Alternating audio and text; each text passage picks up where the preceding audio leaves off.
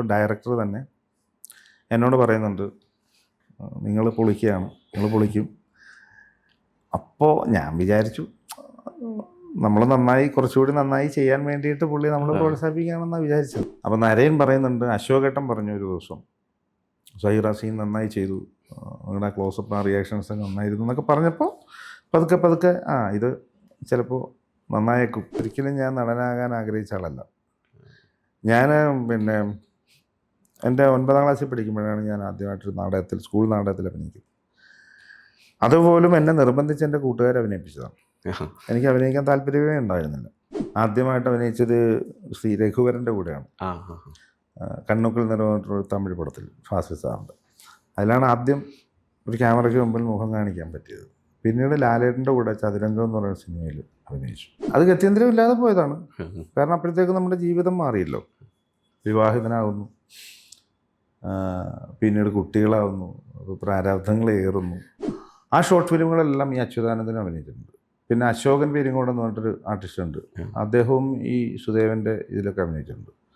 അശോകൻ പെരിങ്ങോടിന് ആ സിനിമയിൽ മികച്ച 2ാമത്തെ നടനുള്ള അവാർഡും, പിന്നെ സുദേവനോ ആ സിനിമയ്ക്ക് എന്തോ ഒരു അവാർഡ്, 2 അവാർഡായിരുന്നു കിട്ടിയിരുന്നു. എൻ്റെ പപ്പായിക്ക് ആനയുണ്ടായിരുന്നു, ഞാനാണ് കേരളം മഴ എറിഞ്ഞ് ഉണ്ടാക്കിയെന്നൊക്കെ പറയേണ്ട ചരിത്രമൊക്കെ പറയേണ്ടി വരും. അപ്പോൾ അത് ബുദ്ധിമുട്ടാണ്. അപ്പോൾ പിന്നെ എൻ്റെ സമകാലീനരായിട്ടുള്ള ആളുകളുണ്ട്, ഷാഫി, മരണപ്പെട്ടു ഷാഫി ഉണ്ട്, പിന്നെ ജോണി ആൻ്റണി ഉണ്ട്. അപ്പോൾ അവരെയൊക്കെ ഞാൻ സമീപിച്ചപ്പോൾ അവരൊക്കെ എന്നോട് പറഞ്ഞത്, അങ്ങനെ ഇത് ചെയ്യേണ്ട കാര്യമില്ല, കാര്യം ഇത്രയും സിനിമകൾ നീ ചെയ്തതാണ്, ആ ഒരു എക്സ്പീരിയൻസ് തന്നെ ഏറ്റവും വലുതാണ്. നിങ്ങൾക്ക് ഇപ്പോഴത്തെ ഒരു ജനറേഷൻ സിനിമകളിൽ അഭിനയിക്കാൻ പറ്റുന്നൊരു പിന്നെ ബോഡി ലാംഗ്വേജും മാനറിസങ്ങളും നിങ്ങളുടെ രൂപവും ഒക്കെ അതിന് പറ്റിയതാണ്, ഒന്ന് ശ്രമിച്ചുകൂടെ. തിയേറ്ററിൽ വിജയകരമായി പ്രദർശനം തുടരുന്ന എക്കോയിലെ പാപ്പച്ചൻ സഹീർ മുഹമ്മദാണ് സമയം മലയാളത്തിൽ ഇന്ന് നമ്മോടൊപ്പം ഉള്ളത്. സ്വാഗതിക. എക്കോ പ്രദർശനം തുടരുകയാണ്, നല്ല പ്രേക്ഷക പിന്തുണയാണ് സിനിമയ്ക്ക് കിട്ടിയിരിക്കുന്നത്. എങ്ങനെയാണ് സിനിമയിലേക്ക് എത്തിയത്? എക്കോ എന്ന സിനിമയിലേക്ക് എത്തിയത് ഇതിൻ്റെ റൈറ്റർ ബാഹുൽ രമേശ്, ഡയറക്ടർ ദിഞ്ചിത്ത് അയ്യത്താൻ. അപ്പോൾ ഈ ബാഹുലിൻ്റെയും ദിഞ്ചിത്തിൻ്റെയും ഒരു കോംബോ ആദ്യം വരുന്നത് കക്ഷി അമ്മിണിപ്പിള്ള എന്ന ഒരു സിനിമ. ഞാനിത് ചെന്നൈയിൽ വെച്ചിട്ടാണ് കാണുന്നത്, ഒരിക്കൽ തിയേറ്ററിൽ കണ്ടതാണ്. കണ്ടതിന് ശേഷം ഞാൻ ഈ ദിഞ്ചിത്ത് അയ്യത്താനെ ഫേസ്ബുക്കിലൂടെ പരിചയപ്പെട്ടെന്ന് പറഞ്ഞാൽ അദ്ദേഹത്തെ സെർച്ച് ചെയ്തെടുക്കുന്നു, ഞാനൊരു ഫ്രണ്ട് റിക്വസ്റ്റ് ഇടുന്നു, അദ്ദേഹം അക്സെപ്റ്റ് ചെയ്യുന്നു.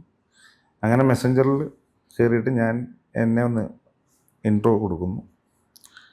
അതിനുശേഷം എൻ്റെ ഒരു താല്പര്യം പറയുന്നു. പിന്നെ വല്ലപ്പോഴും ഇങ്ങനെ ഒരു മെസ്സേജുകൾ ഇടും, എന്തെങ്കിലും വിഷസോ കാര്യങ്ങളോ പോകും. പുള്ളിയും റെസ്പോണ്ട് ചെയ്യാറുണ്ട്. അങ്ങനെ നമ്പർ തന്നിട്ടുണ്ട്. പിന്നെ വാട്സപ്പിലും എന്തെങ്കിലും വല്ല ഓണാശംസയോ അങ്ങനെ എന്തെങ്കിലും, ന്യൂ ഇയർ ആശംസയോ അങ്ങനെ എന്തെങ്കിലും പോകും. അതിനുശേഷം ഞാൻ മോഹൻകുമാർ ഫാൻസ് എന്ന് പറഞ്ഞിട്ട് ജിസ്ജോയുടെ ഒരു പടം ചെയ്തു. അതിൻ്റെ DOP ബാഹുൽ രമേശായിരുന്നു. അപ്പോൾ ജസ്റ്റ് ഒന്ന് പരിചയപ്പെട്ടു. ഒരു 1-2 ദിവസത്തെ വർക്ക് ഉണ്ടായിരുന്നു. കാര്യമായിട്ടൊന്നും പരിചയപ്പെടാൻ പറ്റിയില്ല. അങ്ങനെ പോയി. അങ്ങനെ പോയതിന് ശേഷമാണ് ഈ കിഷ്കിന്ധകാണ്ഡം ഷൂട്ട് തുടങ്ങുന്നത്. എന്നെ ശരിക്കും ആ പടത്തിലേക്ക് വിളിക്കുന്ന ആ പടത്തിൻ്റെ അസോസിയേറ്റ് ഡയറക്ടർ ബോബി സത്യശീലൻ എന്ന് പറയുന്ന അദ്ദേഹമാണ്. അദ്ദേഹം വിളിച്ചതനുസരിച്ചാണ് ഞാൻ സിനിമയിൽ അഭിനയിക്കാനായിട്ട് പോകുന്നത്. അവിടെ ചെല്ലുമ്പോഴാണ് ഈ കഥയാകെ മാറുന്നത്. എനിക്ക് വെച്ചിരുന്നത് യഥാർത്ഥത്തിൽ ഒരു സീനാണ്. ആ റിവോൾവർ വാങ്ങിയിട്ട് അത് പരിശോധിച്ചിട്ട് അതിൻ്റെ റെസിപ്റ്റ് എഴുതിയിട്ട് അതിൻ്റെ ഉടമയ്ക്ക് കൊടുക്കുന്ന ഒരൊറ്റ സീനേ ഉണ്ടായിരുന്നുള്ളൂ. അത് ബാഹുൽ റൈറ്റർ ആയതുകൊണ്ടും ബാഹുലിനും ദിഞ്ചിത്തിനും എന്നോടൊരു പ്രത്യേക താല്പര്യം ഉണ്ടായിരുന്നത് കൊണ്ടും എനിക്ക് നല്ലൊരു വേഷം വേറെ തരാൻ പറ്റിയില്ലല്ലോ എന്നുള്ള ഒരു കുറ്റബോധത്തിൻ്റെ പേരിലും ആ ക്യാരക്ടറിനെ ഒന്ന് ഡെവലപ്പ് ചെയ്തെടുത്തു. നല്ല സ്വാതന്ത്ര്യം അവർക്കുണ്ടല്ലോ. അങ്ങനെയാണ് ഒറ്റ ദിവസം കൊണ്ട് അതിലൊരു 3-4 സീനുണ്ട് ചെയ്തതിന് ശേഷം പിന്നെ ഞാൻ ബാഹുലിൻ്റെ സ്ക്രിപ്റ്റിലുള്ള അഹമ്മദ് കബീർ ഡയറക്റ്റ് ചെയ്ത വെബ് സീരീസ് ഉണ്ട്, ഹോട്ട്സ്റ്റാറിന് വേണ്ടിയിട്ട് ചെയ്ത കേരള ഫയൽസ് സീസൺ 2. അതിൽ ഈ പറയുന്ന ഒറ്റ സീനിൽ വരുന്ന അഗസ്റ്റിൻ എന്ന് പറഞ്ഞിട്ടൊരു പ്രധാനപ്പെട്ടൊരു ക്യാരക്ടറുണ്ട്. അതും ഞാൻ യഥാർത്ഥത്തിൽ വേറൊരു വഴിക്കാണ് അതിലേക്ക് എത്തുന്നത്. അത് ചെയ്തതിന് ശേഷം ഈ എക്കോയുടെ ഒരു പ്രാഥമിക പരിപാടികളൊക്കെ നടക്കുന്നുണ്ടായിരുന്നു. ഞാനത് അറിയുന്നുണ്ടായിരുന്നു, എങ്കിൽ പോലും ഞാനങ്ങനെ ആവശ്യപ്പെട്ടില്ല. കാരണം എന്നെ ആവശ്യമുണ്ടെങ്കിൽ അവർ വിളിക്കുമല്ലോ എന്ന് വിചാരിച്ചിട്ട് ഞാനങ്ങനെ നിന്നതാണ്. അങ്ങനെ ഞാൻ പ്രതീക്ഷിക്കാതെ തന്നെ എന്നെ വിളിക്കുന്നു. കുറേ അധിക ദിവസം വേണ്ടി വരുമെന്ന് ഷാഫി ചെമ്മാട് എന്ന് പറയുന്ന എൻ്റെ കൺട്രോളർ പറയുന്നു. ഒരു വലിയ ക്യാരക്ടറാണെന്ന് പറയുന്നു. അപ്പം ഞാൻ ആകെപ്പാടെ എക്സൈറ്റഡായി. അവർ പറഞ്ഞതനുസരിച്ചിട്ട് കുറച്ച് ഡേറ്റുകളൊന്ന് ബ്ലോക്ക് ചെയ്യണമെന്ന് പറഞ്ഞു. ബ്ലോക്ക് ചെയ്യാനും വേണ്ടി ഞാൻ വലിയ തിരക്കൊന്നുമില്ല, എങ്കിലും പറഞ്ഞു വേറെ ഏതെങ്കിലും വരുമ്പോൾ നമ്മളുമായിട്ടൊന്ന് ആലോചിച്ചിട്ട് വേണം കൊടുക്കാൻ എന്ന് പറഞ്ഞു. അങ്ങനെ 1-2 വന്നത് അഡ്ജസ്റ്റ് ചെയ്യാവുന്നതായിരുന്നു. അങ്ങനെയാണ് ഞാൻ അവരുടെ ലൊക്കേഷനിലേക്ക് എത്തുന്നത്. അവിടെ ചെല്ലുമ്പോഴാണ് എന്നോട് ഈ ക്യാരക്ടറിനെ കുറിച്ച്, പാപ്പച്ചനെ കുറിച്ച് എന്നോട് പറയുന്നത്. അപ്പോൾ ഇതിൻ്റെ ഒരു ടോട്ടൽ കഥയൊന്നും എന്നോട് പറഞ്ഞിട്ടില്ല, ഇതിൻ്റെ സ്ക്രിപ്റ്റൊന്നും എനിക്ക് വായിക്കാൻ തന്നിട്ടില്ല. എന്നോട് പാപ്പച്ചനെ കുറിച്ച് പറഞ്ഞു. അവർ രണ്ടുപേരും കൂടി പറഞ്ഞു പാപ്പച്ചൻ ഇന്നതാണ്, പാപ്പച്ചൻ ഇന്നതൊക്കെ ആയിരുന്നു, ഇപ്പോൾ അയാൾ ഇന്നതാണ്, അയാളുടെ താല്പര്യം ഇന്നതാണ്, ഇത് മാത്രം പറഞ്ഞു. അയാളുടെ ഒരു സ്വഭാവം. അപ്പോഴേ നമുക്കൊരു ഐഡിയ കിട്ടി, അയാളുടെ മാനറിസങ്ങൾ എങ്ങനെ വേണം എന്നുള്ളൊരു ഐഡിയ കിട്ടുന്നു. അങ്ങനെ അങ്ങ് ചെയ്യുന്നു. അങ്ങനെയാണ് ശരിക്കും പറഞ്ഞാൽ ഇതിലേക്ക് എത്തിയത്. ഈ വേഷം ഇത്ര ശ്രദ്ധിക്കപ്പെടുന്ന ബാഹുലി കഥ പറയുമ്പോൾ മനസ്സ് തോന്നിയിട്ടുണ്ടായിരുന്നു ഇത്രത്തോളം പാപ്പച്ചൻ ആ സിനിമയിൽ ഇത്രയും പ്രധാനപ്പെട്ട റോളാണ് ഇത്. എന്നോട് ക്യാരക്ടറിനെ കുറിച്ച് പറയുമ്പോൾ എനിക്കങ്ങനെ തോന്നലുണ്ടായില്ല. പക്ഷേ ഇത് ഓരോ ദിവസം കഴിയും തോറും എനിക്കൊരു തോന്നലുണ്ടായി. മാത്രമല്ല നമ്മുടെ ക്രൂ മെമ്പേഴ്സ് ഉണ്ട്, ഇപ്പം എസ്പെഷ്യലി ഇപ്പം ഡയറക്ടർ തന്നെ എന്നോട് പറയുന്നുണ്ട് നിങ്ങൾ പൊളിക്കുകയാണ്, നിങ്ങൾ പൊളിക്കും. അപ്പോൾ ഞാൻ വിചാരിച്ചു നമ്മൾ കുറച്ചുകൂടി നന്നായി ചെയ്യാൻ വേണ്ടിയിട്ട് പുള്ളി നമ്മൾ പ്രോത്സാഹിപ്പിക്കുകയാണെന്നാണ് വിചാരിച്ചത്. മോട്ടിവേഷൻ, ഒരു മോട്ടിവേഷൻ പോലെ ആയിരിക്കും എന്ന് വിചാരിച്ചു. പിന്നെ ഈ ഷൂട്ട് കണ്ടുകൊണ്ടിരിക്കാനുള്ള നമ്മുടെ മറ്റംഗങ്ങൾ, അതായത് ഈ നമ്മളെ സഹായിക്കുന്ന കുറേ പേരുണ്ടല്ലോ, ഇപ്പോൾ ലൈറ്റിലെ കുറേ പിള്ളേരുണ്ട്, ആർട്ടിലെ പിള്ളേരുണ്ട്. അപ്പോൾ അവരൊക്കെ ഇങ്ങനെ പറയാനുണ്ട് നിങ്ങൾ പൊളിക്കുകയാണല്ലോ എന്നൊക്കെ പറയുന്നുണ്ട്. പിന്നെ അസിസ്റ്റൻറ്റ് ഡയറക്ടേഴ്സ് വളരെ ഇതായിട്ടുള്ളൊരു ടീമുണ്ട്. അവരെല്ലാവരും ഇങ്ങനെ പിന്നെ കോ ആർട്ടിസ്റ്റുകൾ, ഇപ്പം നരേനോടൊപ്പമാണല്ലോ ഞാൻ കൂടുതൽ സമയം ഇതിനകത്ത്.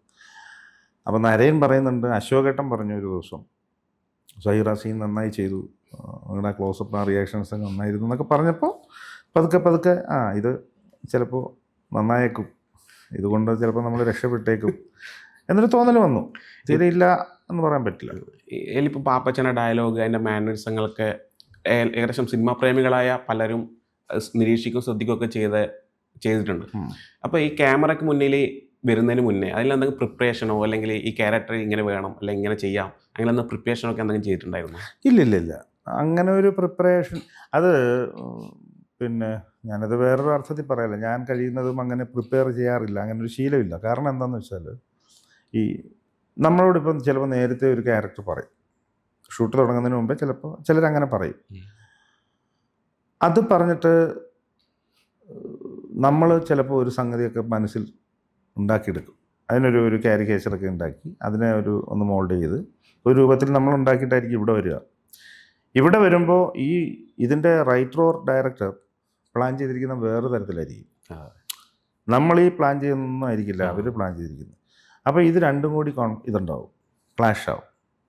അപ്പോൾ അതും ഉണ്ടാവില്ല ഇതും ഉണ്ടാവില്ല എന്നുള്ളൊരവസ്ഥയുണ്ട്. അതുകൊണ്ട് കഴിയുന്നതും ഫ്രീ ആയിട്ട് ഡയറക്ടറിൻ്റെ ഒരു ഉപകരണമായിട്ട് നിന്നു കൊടുക്കുക, ഒരു ടൂളായിട്ട് മാത്രം നിന്നു കൊടുക്കുക.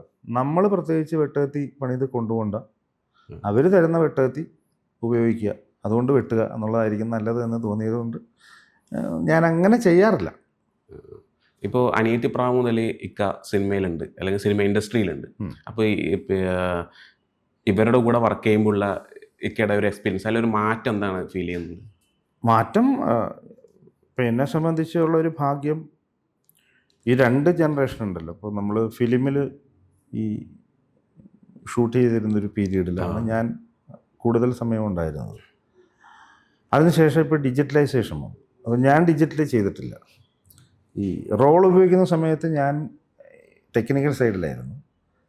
ഡിജിറ്റൽ ഉപയോഗിക്കുന്ന സമയത്ത് ഞാൻ ആർട്ടിസ്റ്റായിട്ടാണ്, ആ ആക്ടറാണ്, ടെക്നിക്കൽ സൈഡിലല്ല. അപ്പോൾ ഈ രണ്ട് കാലഘട്ടത്തിലും നിൽക്കാൻ പറ്റുന്നു എന്ന് പറയുന്നൊരു വലിയ കാര്യമാണ്. ആ. അത് രണ്ട് വേഷത്തിലാണ് നിൽക്കുന്നത്. ഒന്ന് ക്യാമറയ്ക്ക് പിന്നിലാണ്, ഒന്ന് ക്യാമറയ്ക്ക് മുന്നിലാണ്. അത് മാത്രമല്ല, ഇപ്പം സിനിമയിൽ അധികായന്മാർ എന്നൊക്കെ വിശേഷിപ്പിക്കുന്ന ആൾക്കാർ കൂടെയാണ് മുമ്പ് വർക്ക് ചെയ്തിട്ടുണ്ട്. അതെ. ഇപ്പോൾ ഇക്കയുടെ എക്സ്പീരിയൻസ് വെച്ച് നോക്കുമ്പോൾ ഇപ്പോൾ ഉള്ളവർക്കെല്ലാം എക്സ്പീരിയൻസ് കുറവില്ല ആൾക്കാരാണ്.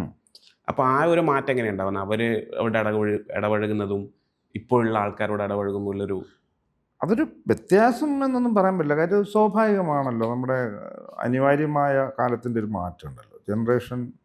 അത് എല്ലാ തലമുറയിലും അങ്ങനെ സംഭവിക്കുന്നുണ്ട്. നമ്മളതിനോട് യോജിച്ച് അതിനെ ഇടപഴകി അങ്ങനെ പോവുക എന്നുള്ളത് മാത്രമേ ഉള്ളൂ. പലരും ഇന്റർവ്യൂലൊക്കെ പറയുന്നത് കേൾക്കാം, പണ്ടൊക്കെ ആണെങ്കിൽ നമ്മൾ പുറത്തെല്ലാവരും കൂടി ഒരുമിച്ച് സംസാരിച്ചിരിക്കും, ഇപ്പോഴെല്ലാവരും ഒരു ഷോട്ട് കഴിഞ്ഞ് നേരെ കാരവനിലേക്ക് മാറുകയാണ്. അപ്പോൾ ഒരു സൗഹൃദം അല്ലെങ്കിൽ ആ കൂട്ടായ്മയൊക്കെ വിട്ടുപോകുന്നതായിട്ടൊക്കെ അതുണ്ട്, അത് സ്വാഭാവികമാണ്. അത് അങ്ങനെ ഒരു സൗകര്യം പണ്ടുണ്ടായിരുന്നില്ല. അന്ന് ചിലപ്പോൾ ഇപ്പോൾ ഒരു എന്താ പറയുക, ഒരു ഓപ്പൺ ഏരിയയിലാണ് നമ്മൾ ഷൂട്ട്. അവിടെ ചിലപ്പോൾ തണൽ കിട്ടാനൊരു മരം പോലും ഉണ്ടാവില്ല. അപ്പം ഔട്ട്ഡോറിലൊക്കെ അപ്പോൾ അങ്ങനെയുള്ള സന്ദർഭങ്ങളൊക്കെ ഉണ്ട്. അവിടെ പിന്നീടാണ് നമുക്ക് ഈ മറ്റേ എന്താണ് താൽക്കാലികമായിട്ടുള്ള ഈ പോർട്ടബിളായിട്ടുള്ള മറ്റേ ഷെഡൊക്കെ വരുന്നത്, വലിയ അമ്പർല വരുന്നത്. അതൊക്കെ എത്രയോ കാലത്തിന് ശേഷമാണ്. അപ്പോൾ അതിനൊക്കെ മുമ്പ് എന്ന് പറയുന്നത് ഒരു സിംഗിൾ കുടയൊക്കെ പിടിച്ചിട്ടായിരിക്കും ചിലപ്പോൾ ഈ പൊരുവേലത്തൊക്കെ ആർട്ടിസ്റ്റുകളൊക്കെ നിൽക്കുക. അവർക്ക് പിന്നെ ചിലപ്പോൾ ലേഡീസ് ആണെങ്കിൽ പോലും അവർക്ക് പ്രാഥമിക ആവശ്യത്തിന് വേണ്ടി പോകാനുള്ള സൗകര്യങ്ങളുണ്ടാവില്ല. അപ്പോൾ പിന്നെ അതിന് വേറെ ചില സൗകര്യങ്ങൾ ഉണ്ടാക്കി കൊടുക്കേണ്ടി വരും. അപ്പോൾ അതെല്ലാം കഴിഞ്ഞ് പിന്നൊരു കാലഘട്ടം വന്നപ്പോൾ ഈ പറയുന്ന ഒരു കാരവൻ ഇതിലേക്ക് വന്നു. അത് എന്ന് പറയുന്നത് പണ്ട് ഈ ഫാൻസ് അസോസിയേഷൻ ഒന്നും ഉണ്ടായിരുന്നില്ലല്ലോ.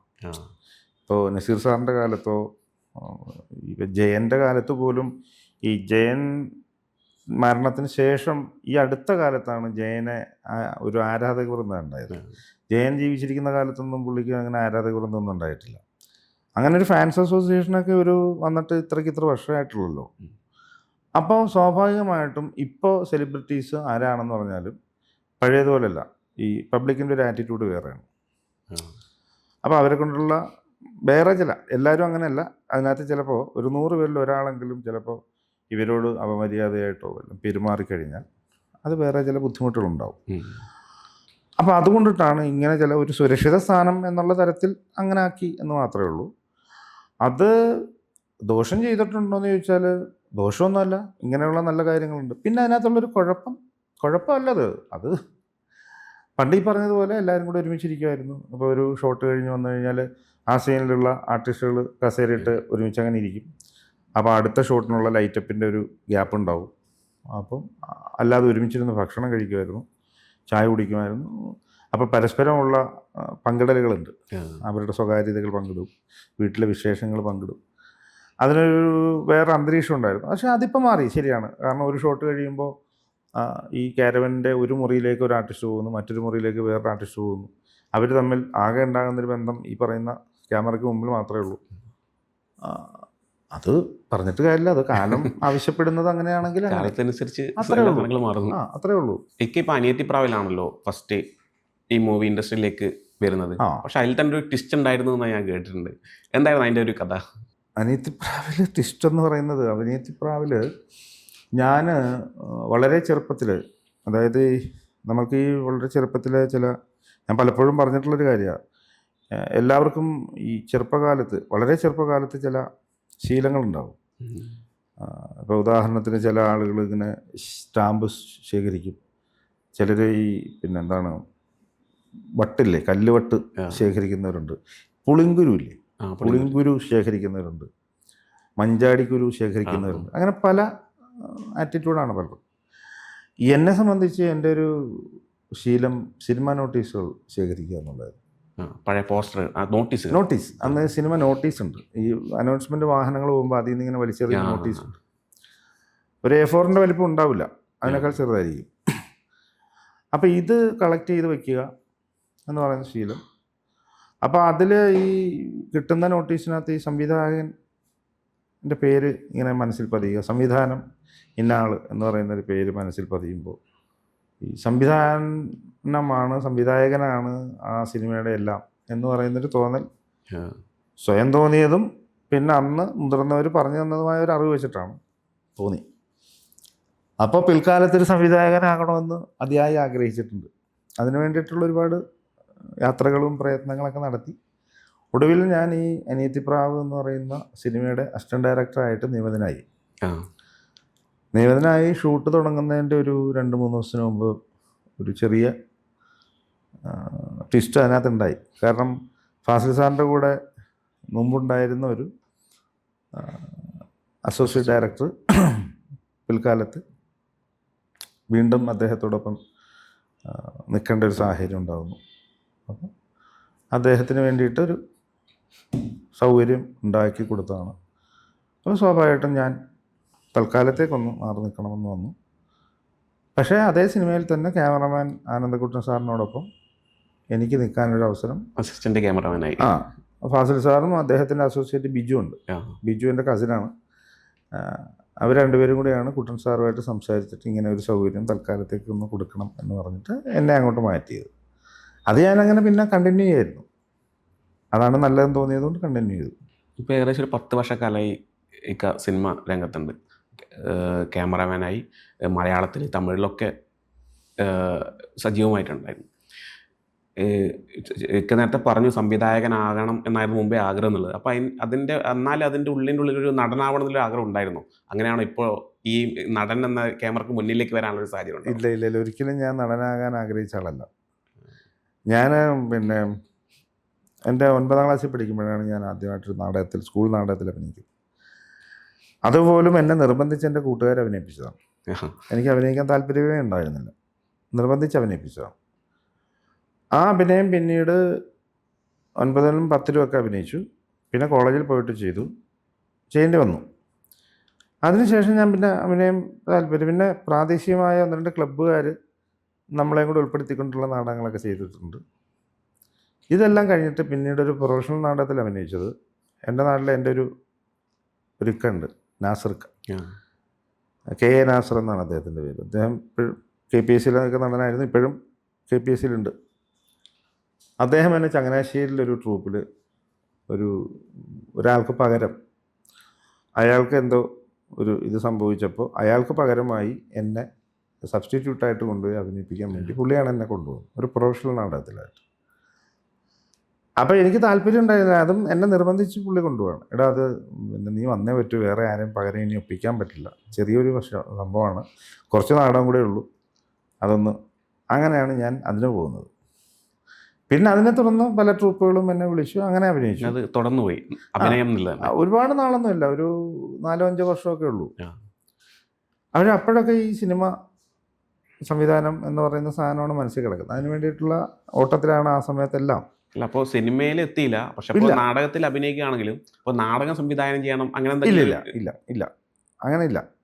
നാടകം സംവിധാനം ചെയ്യണം എന്നുള്ള തോന്നലുണ്ട്. എനിക്ക് സിനിമ മാത്രമാണ് എൻ്റെ ഇത്. ഞാൻ പറഞ്ഞല്ലോ, അഭിനയവും നാടക സംവിധാനവും എൻ്റെ മനസ്സിലില്ല, അഭിനയം എൻ്റെ മനസ്സിലില്ല, സിനിമ അഭിനയം എൻ്റെ മനസ്സിലില്ല. അപ്പം ഞാൻ ഈ അസിസ്റ്റന്റ് ഡയറക്ടർ ആവാൻ നടക്കുന്ന സമയത്ത് ഞാൻ നാടകം അഭിനയിക്കുന്നുണ്ട്. അപ്പം ഞാൻ പലരോടും ചെന്ന് ചോദിക്കുമ്പോൾ ഡയറക്ടറൊക്കെ 1-2 പേരൊക്കെ കണ്ടു, 1-2 പ്രൊഡ്യൂസേഴ്സിനെ കണ്ടു. അപ്പോൾ അവരൊക്കെ എന്നോട് പറഞ്ഞു, നിങ്ങൾ നാടകത്തിലൊക്കെ അഭിനയിക്കില്ലേ, വേണമെങ്കിൽ നമ്മുടെ സിനിമയിലൊരു അവസരം തരാം, അഭിനയിക്കാൻ്റെ അവസരം വേണേൽ തരാമെന്ന് പറഞ്ഞിട്ടുണ്ട്. ഞാൻ പറഞ്ഞു വേണ്ട, എനിക്ക് അഭിനയിക്കാൻ താല്പര്യമില്ല എന്ന് ഞാൻ അന്ന് പറഞ്ഞിട്ടുണ്ട്. പിന്നീട് ഞാൻ ഈ അസിസ്റ്റന്റ് ക്യാമറമാനായിട്ട് വന്ന് നിന്നതിന് ശേഷം ഈ പറയുന്ന ചിലർക്ക് പകരമായിട്ട് ചെറിയ സീൻസൊക്കെ ഞാൻ അഭിനയിച്ചിട്ടുണ്ട്. ലാലേട്ടൻ്റെ കൂടെ അഭിനയിച്ചിട്ടുണ്ട്. ആദ്യമായിട്ട് അഭിനയിച്ചത് ശ്രീ രഘുവരൻ്റെ കൂടെയാണ്, കണ്ണുക്കൾ നിറഞ്ഞിട്ടുള്ള തമിഴ് പടത്തിൽ ഫാസിൽ സാറിൻ്റെ. അതിലാണ് ആദ്യം ഒരു ക്യാമറയ്ക്ക് മുമ്പിൽ മുഖം കാണിക്കാൻ പറ്റിയത്. പിന്നീട് ലാലേട്ടൻ്റെ കൂടെ ചതുരംഗം എന്ന് പറയുന്ന സിനിമയിൽ അഭിനയിച്ചു. അത് ഞാൻ അഭിനയിക്കാൻ വേണ്ടി പ്ലാൻ ചെയ്ത് അങ്ങനെ അഭിനയിച്ചതല്ല, വേറൊരാൾക്ക് വേണ്ടി പകരം അയാൾ അന്ന് ഫിലിം റോളിലായതുകൊണ്ട് ഒരുപാട് പരീക്ഷിക്കാൻ സമയമില്ലല്ലോ, കാരണം നഷ്ടം സംഭവിച്ചുകൊണ്ടിരിക്കും. അപ്പോൾ അതുകൊണ്ട് ഒരുപാട് ടേക്കുകൾക്ക് പോവില്ല. അപ്പോൾ അങ്ങനെ ആ അഭിനയിക്കാൻ വന്ന ആളിൻ്റെത് ഡയറക്ടർക്ക് അത്ര തൃപ്തിയാവാതെ വന്നപ്പോൾ അയാളെ മാറ്റിയിട്ട് പകരം ഒരാളിനെ വെച്ചു എന്നേ ഉള്ളൂ. അത് ഞാനായിപ്പോയി. അങ്ങനെ അഭിനയിച്ചതാണ്. ഇപ്പോൾ ഞാൻ ശരിക്കും ഇതൊരു രണ്ടാം ജന്മമാണ്. ഞാനൊരു 10-14 വർഷത്തെ ഒരു ഗ്യാപ്പിന് ശേഷമാണ് സിനിമയിൽ നിന്നും അകന്ന് പോയി. ഞാൻ അത് ചോദിക്കാൻ വേണ്ടി, അതായത് പ്രവാസി ജീവിതത്തിൽ വീണ്ടും പാഷനിലേക്ക്, അതായത് സിനിമ എന്ന് പറയുന്ന നമ്മുടെ ഒരു പാഷനിലേക്ക് എത്തുകയാണല്ലോ. അത് ഏത് പോയിന്റിലായിരിക്കും അവിടുന്ന് നമ്മൾ അത്രയും പാഷനിലുള്ള ഒരാൾ എങ്ങനെയെങ്കിലും ഇവിടെ പിടിച്ചു നിൽക്കാനായിരിക്കുമല്ലോ നോക്കുക, നമ്മൾ പ്രവാസ ലോകത്തിലേക്ക് പോകാൻ വേണ്ടി ശ്രമിക്കില്ല. പക്ഷെ എപ്പോഴാണ് അവിടുന്ന് തിരിച്ചു വരണമെന്നുള്ളൊരു തോന്നലുണ്ടാകുന്നത്?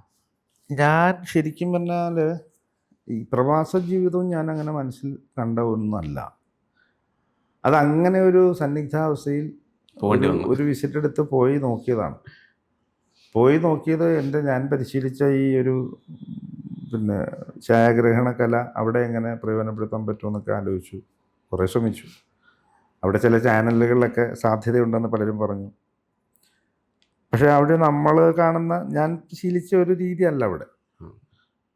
അപ്പം അത് വേറെ. ഇപ്പം നമ്മുടെ മലയാളത്തിൽ അന്ന് നിലവിലുണ്ടായിരുന്ന ഒരു ചാനലിൻ്റെ പരിപാടികളൊന്നും അവിടെ ഇല്ല. അവിടെ കൂടി വന്നാൽ ഒരു ഇൻ്റർവ്യൂ. ഇപ്പോൾ ഗൾഫിലെ മലയാളം ചാനലുകളെന്ന് പറഞ്ഞാൽ കൂടി വന്നാൽ ഒരു ഇൻ്റർവ്യൂ, പിന്നെ അവിടെ നടക്കുന്ന എന്തെങ്കിലുമൊക്കെ ഫെസ്റ്റിവലുകളുടെ ഒന്ന് കവറേജ്, ഇതൊക്കെ ഉള്ളൂ. അല്ലാതെ ഒരു സ്റ്റുഡിയോ ഫ്ലോർ പരിപാടികൾ അവിടെ കുറവാണ്.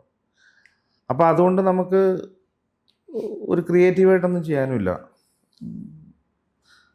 ഞാൻ പോന്നു. പോയി പിന്നെ തിരിച്ച് നല്ലൊരു ഗ്യാപ്പ് എടുത്തതിന് ശേഷമാണ് പിന്നൊരു വേറൊരു ജോബ് വിസയിൽ കയറിപ്പോയത്. അങ്ങനെ അത് ഗത്യന്തരമില്ലാതെ പോയതാണ്. കാരണം അപ്പോഴത്തേക്ക് നമ്മുടെ ജീവിതം മാറിയല്ലോ. വിവാഹിതനാകുന്നു,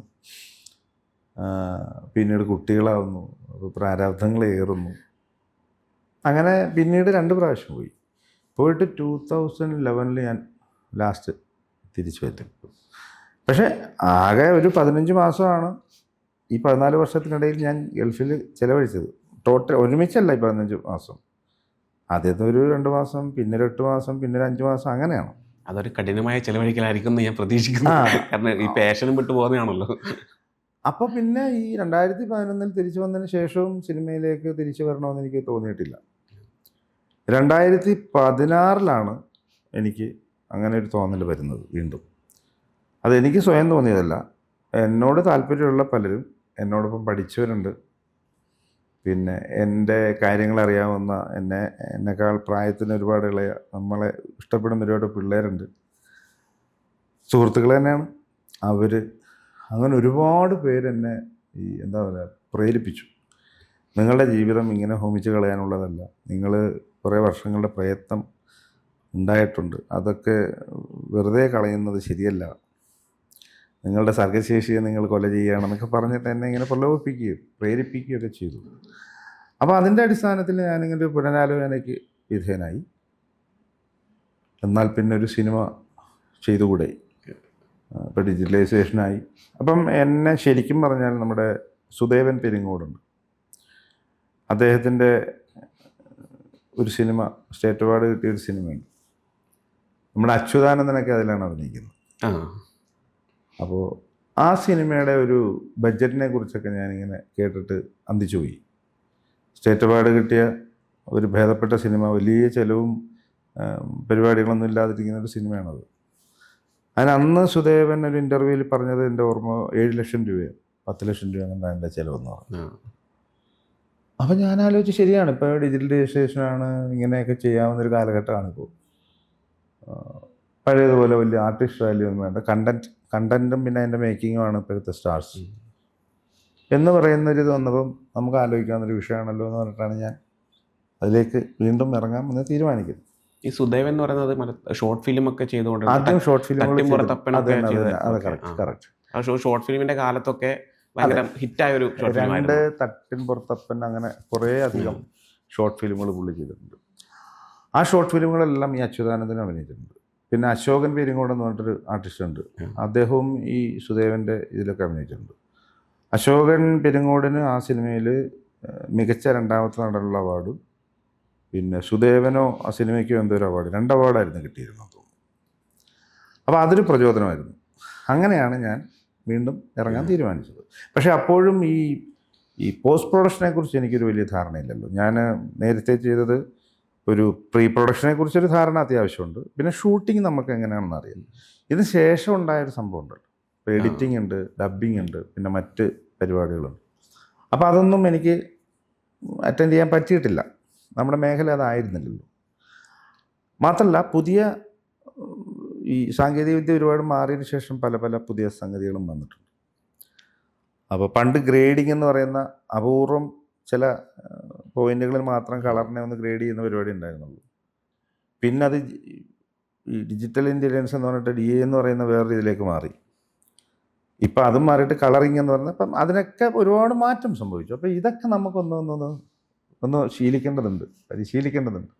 അപ്പോൾ ഏതെങ്കിലും 1-2 സിനിമയിൽ ആരുടെയെങ്കിലും കൂടെ ഒന്ന് നിൽക്കാം, അത് മാത്രം ഒന്ന് പരിശീലിക്കാൻ വേണ്ടിയിട്ട് എന്നിട്ടൊരു ശ്രമം നടത്തി. അപ്പോൾ നടത്തുമ്പോൾ പുതിയ തലമുറയോട് ചെന്നിട്ട് ഞാൻ ചോദിച്ചു കഴിഞ്ഞാൽ അവരെന്നെ നിർത്തില്ലല്ലോ. കാരണം ഞാൻ പിന്നെ എൻ്റെ പുപ്പായിക്ക് ആന ഉണ്ടായിരുന്നു, ഞാനാണ് കേരളം മഴ എറിഞ്ഞ് ഉണ്ടാക്കിയെന്നൊക്കെ പറയേണ്ട ചരിത്രമൊക്കെ പറയേണ്ടി വരും. അപ്പോൾ അത് ബുദ്ധിമുട്ടാണ്. അപ്പോൾ പിന്നെ എൻ്റെ സമകാലീനരായിട്ടുള്ള ആളുകളുണ്ട്. ഷാഫി, മരണപ്പെട്ടു പോയ ഷാഫി ഉണ്ട്, പിന്നെ ജോണി ആൻ്റണി ഉണ്ട്. അപ്പോൾ അവരെയൊക്കെ ഞാൻ സമീപിച്ചപ്പോൾ അവരൊക്കെ എന്നോട് പറഞ്ഞത് അങ്ങനെ ഇത് ചെയ്യേണ്ട കാര്യമില്ല, കാര്യം ഇത്രയും സിനിമകൾ നീ ചെയ്തതാണ്, ആ ഒരു എക്സ്പീരിയൻസ് തന്നെ ഏറ്റവും വലുതാണ്. സിനിമ എന്താണെന്ന് എനിക്കറിയാം, പിന്നെ ഇതൊക്കെ അറിയാവുന്നൊരു അസോസിയേറ്റും കൂടെ ഉണ്ടെങ്കിൽ ഈ പോസ്റ്റ് പ്രൊഡക്ഷനൊക്കെ ഈസിയായിട്ട് നടക്കും. അതിനി വീണ്ടും സമയം ചിലവഴിച്ചിട്ട് മാത്രമല്ല അങ്ങനെ ആരും നിർത്തില്ല. ഇപ്പം ഞങ്ങൾക്ക് തന്നെ നിർത്താൻ ബുദ്ധിമുട്ടുണ്ട്. കാര്യം ഇവരെന്നെ എവിടെ കൊണ്ടുപോയി പ്ലേസ് ചെയ്യും, അങ്ങനെ ഒരു ആശങ്ക ഇവർക്കുണ്ടല്ലോ. അങ്ങനെ വന്നപ്പോൾ എന്നാൽ പിന്നെ ആയിക്കോട്ടെ, നമ്മളൊരു പരിപാടി ഓണാക്കാം. പിന്നീടാണ് അത്ര ഈസിയല്ല. നമുക്കൊരു പ്രൊഡക്ഷൻ ഹൗസ് ഉണ്ടാവണം. പഴയതുപോലെയല്ല, മാർക്കറ്റിംഗ് ഇപ്പം അതിൻ്റെ രീതികളൊക്കെ മാറിയിട്ടുണ്ട്. അപ്പോൾ അതിന് നല്ല സപ്പോർട്ടിങ്ങുമായിട്ടുള്ള ഒരു പ്രൊഡക്ഷൻ ഹൗസ് ഉണ്ടെങ്കിലേ നടക്കുകയുള്ളൂ. നമ്മൾ എടുത്തു ചാടിയിട്ട് അങ്ങോട്ട് ചെന്ന് കഴിഞ്ഞാൽ ഒരു പ്രൊഡക്ഷൻ ഹൗസ് നമ്മളെ അക്സെപ്റ്റ് ചെയ്യണമെന്നില്ല. അപ്പം നമുക്ക് നമ്മളുടെ ഒരു പ്രൊഫൈൽ ഉണ്ടാവണം ആദ്യം.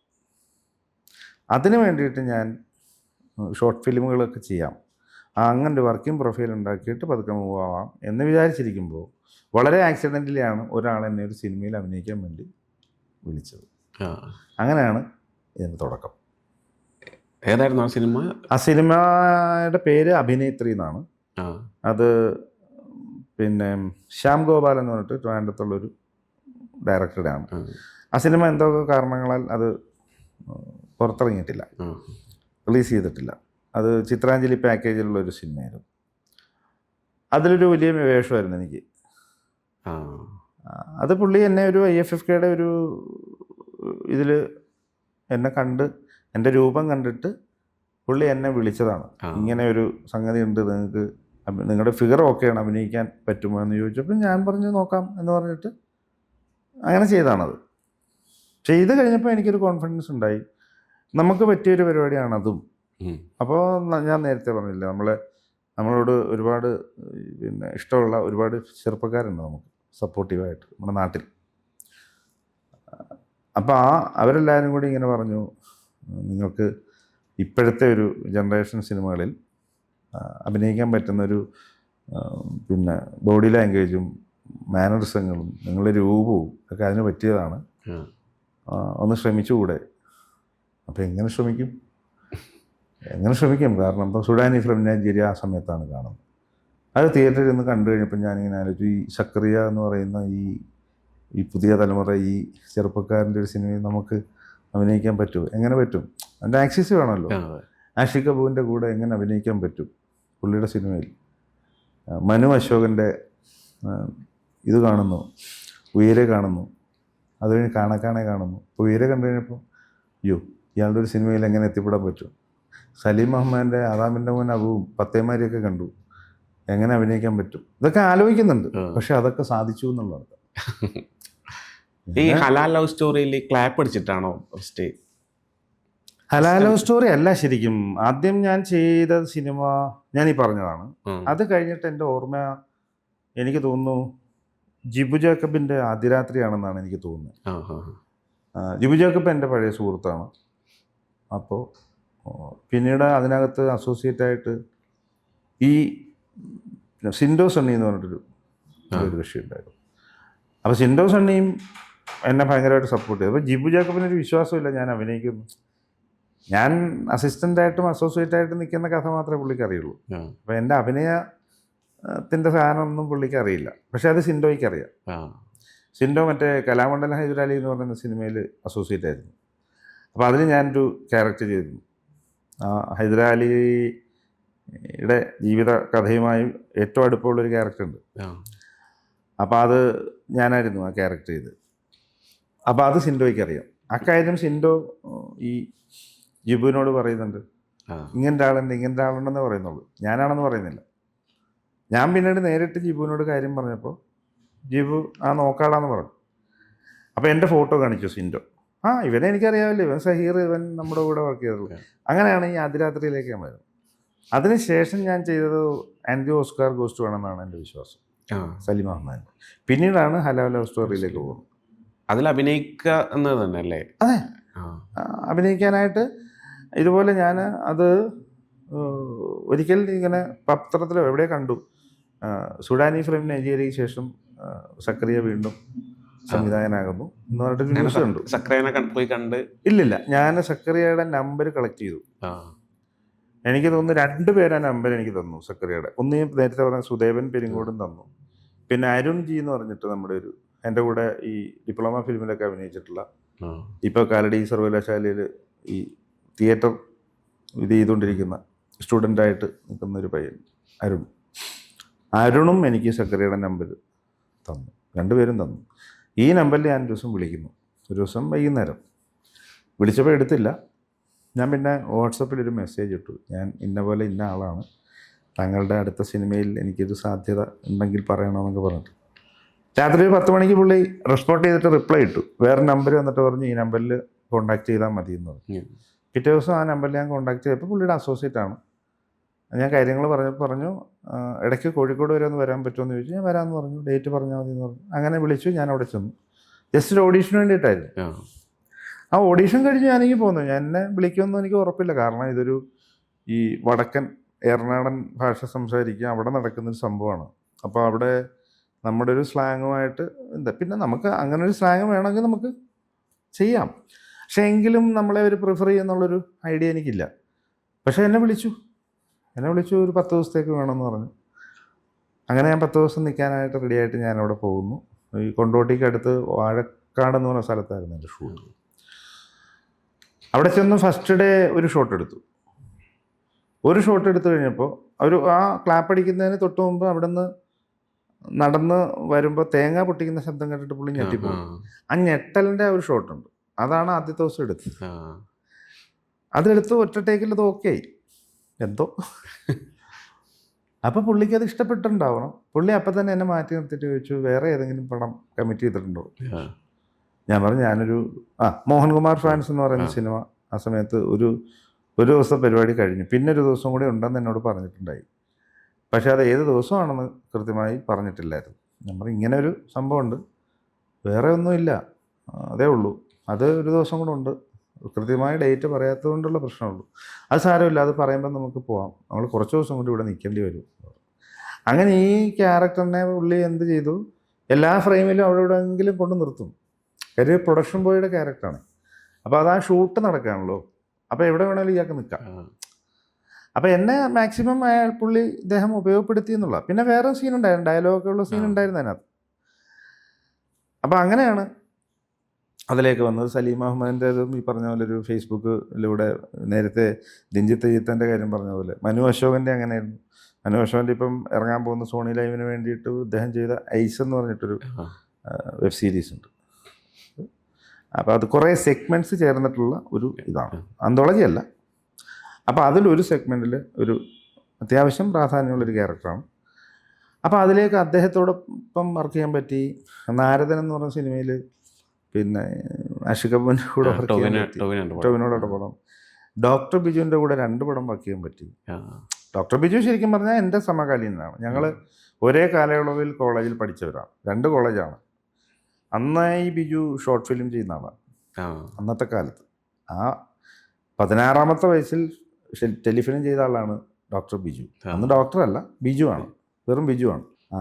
അങ്ങനെ പല കക്ഷികളോടൊപ്പം ചെയ്തു.